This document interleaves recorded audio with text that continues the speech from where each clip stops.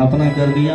हिरण्याक्ष के मरने के बाद फिर भगवान कपिल का रूप धारण करते हैं, कपिल के रूप में आते हैं।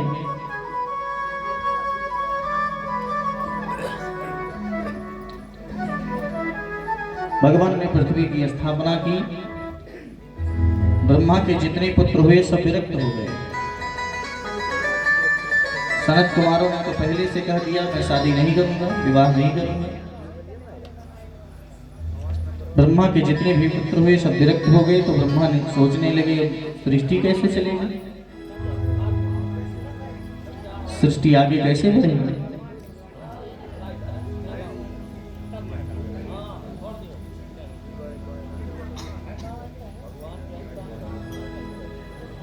सुंदर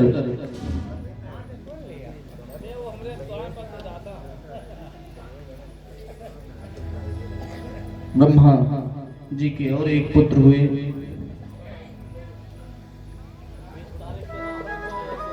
जिनका नाम है करदम।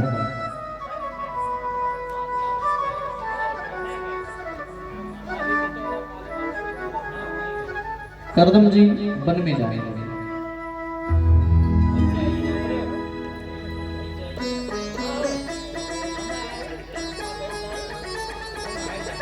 ब्रह्मा जी ने कहा बेटा कभी कभी हम वैराग्य धारण करते हैं लेकिन हो नहीं पाता। वैराग्य हो नहीं पाता है, इसलिए व्यक्ति का जीवन श्रेष्ठ सबसे ज्यादा कौन सा है?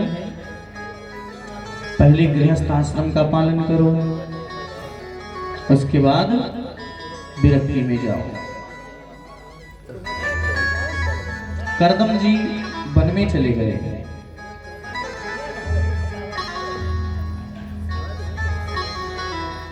वन में जाने के बाद बड़ी भारी तपस्या की है आज करदम जी ने।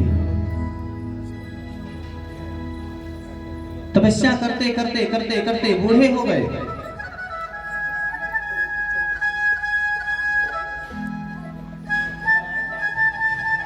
जब बुढ़े हो गए तो एक मन में ख्याल आने लगा,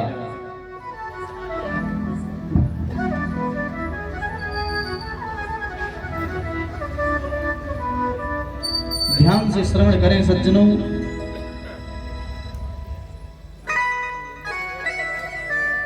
करदम जी महाराज तपस्या इतना किए कि बुढ़े हो गए, लेकिन जब बुढ़े हो गए तो मन में ख्याल आने लगा कि देखो इन संसार के लोगों को देखो, बड़े सुंदर ढंग से शादी विवाह करते हैं,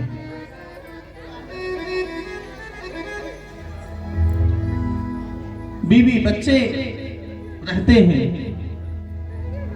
ऐसा जीवन है इनका, कितना सुंदर रहा होगा। काश मेरा भी हो जाता तो कितना अच्छा था। अब यह करदम जी कब सोच रहे हैं? जब एकदम बुढ़े हो गए।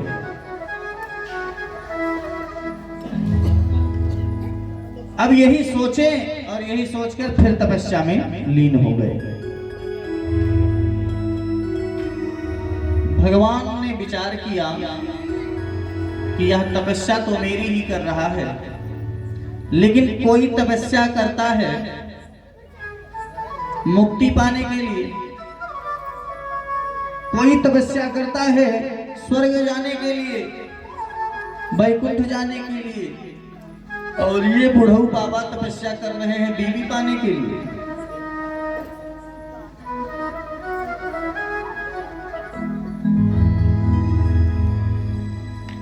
कुछ करता हूं, लेकिन सज्जनों जिसने अपना सारा जीवन न्यौछावर कर दिया है भगवान के प्रति, भगवान उसकी अभिलाषा जरूर पूर्ण करते हैं।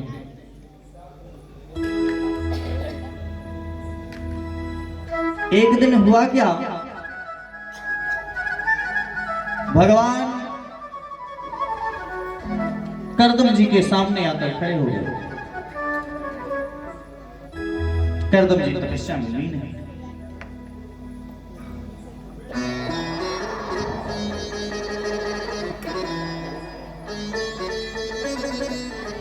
करदम जी का नेत्र जैसे खुला तो देखा भगवान का दर्शन। करदम जी ने बार बार प्रणाम किया भगवान को, बार बार वंदन किया भगवान को।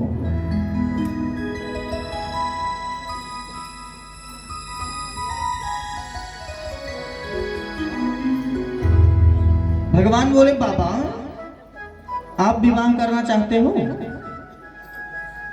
करदम जी ने कहा नहीं। ये आपसे किसने कह दिया? ये आपने किसने कहा? अरे बाबा बताओ ना सही। मैं शादी नहीं करना चाहता। भगवान ने कहा अरे बाबा झूठ न बोलो, आपने शादी करने का संकल्प करके ही तपस्या की है।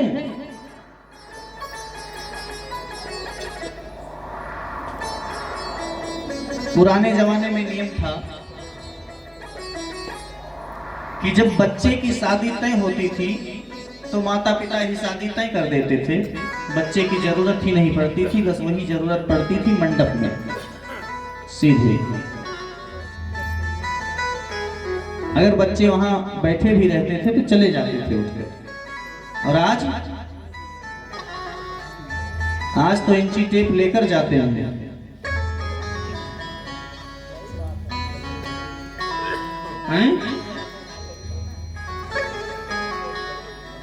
सही सही बताओ बाबा। भगवान से करदम जी ने कहा देखो प्रभु शादी करने की तो इच्छा थी, लेकिन आपका दर्शन हो गया, मैं सब कुछ भूल गया। अब भूल जाओ चाहे जो करो, मैंने आपकी शादी पक्की कर दी है। स्वयं भू मनु महाराज की 3 पुत्रियां हैं, आकृति, देवहूति और प्रसूति।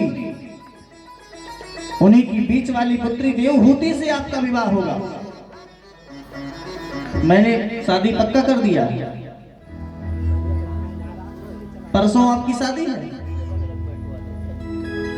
बाबा ने कहा जब आपने पक्का ही कर दिया है तो कर ही लेता हूं। ठीक है,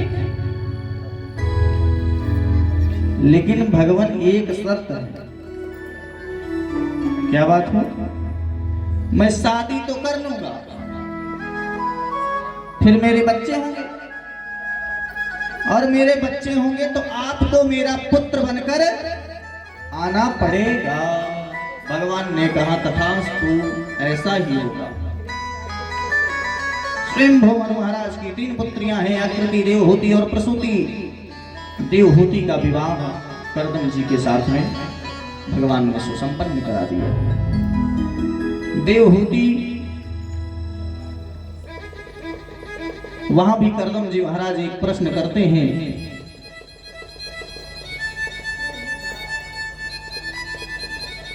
स्वयं मनु महाराज से,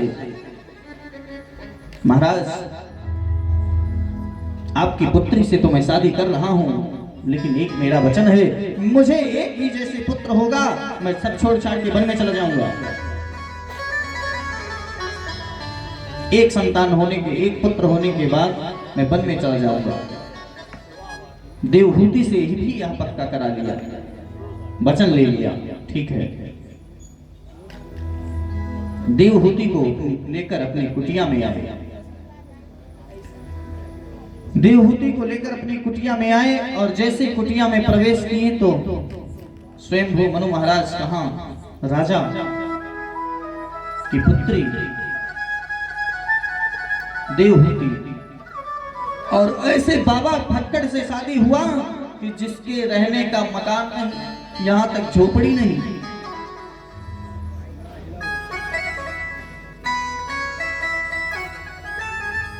इधर देवहूति को जैसे कुटिया में लेकर आए, करदम जी महाराज एक स्थान पर बैठ गए। जैसे बैठे इतने में समाधि लग गई। जरा विचार करें सज्जनों, आज क्या होगा? आज क्या होगा, शादी करके लेकर आओ और चले जाओ 1 महीना के लिए दिल्ली।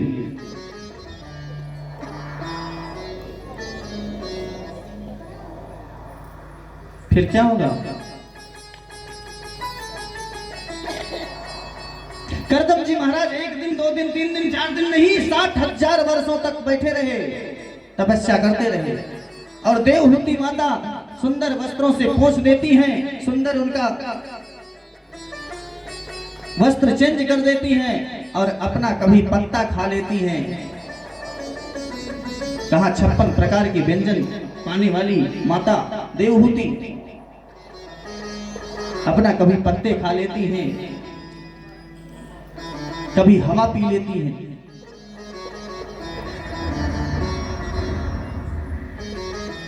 साठ 60,000 वर्षों तक तपस्या करदम जी ने किया। और जब करदम जी ने तपस्या को विराम किया, जब तपस्या पूर्ण हुई तो जब नेत्र खुला तो देखा कि एक देवी मेरे सामने बैठी है।